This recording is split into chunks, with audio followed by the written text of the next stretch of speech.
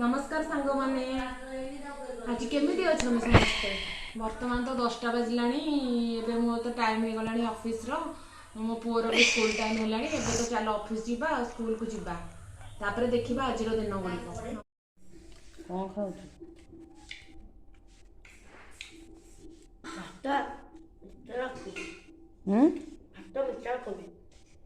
mixture एमती कौन सब रखीचु केते समय लगे ते खाया 5 मिनट हाँ खा हाय कह दे स्कूल ले कौन खाइबू आ पाठ जहाँ देइथिले मैडम पढ़ी देइछु नले खाली माड छाल उतुर जीव एमती कौन कर बसिक खाइचु पहाड़ भली खाइबू कि तू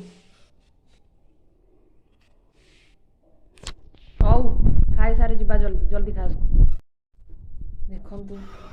देखंतु सांग माने एबे हम ऑफिस रे जे आज कोबी तरकारी बहुत सुंदर देखा जाउनी तापर देखंतु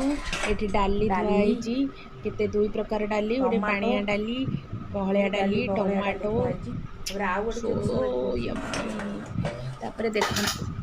तापर देखंतु एठी कौन थुआई जी हमर भात थुआई जी देखंतु अंडे रे भात एठी अछि तापर देखंतु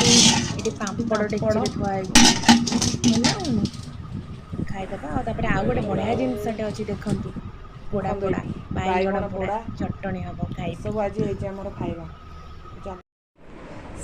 हेलो सांग माने देखंतु एबे मोर दिहिपहर खाइबा प्रस्तुत देखंतु भात कोबी तरकारी बाइगण चटणी पापड़ आउ डाली एबे चलो खाइबा आमे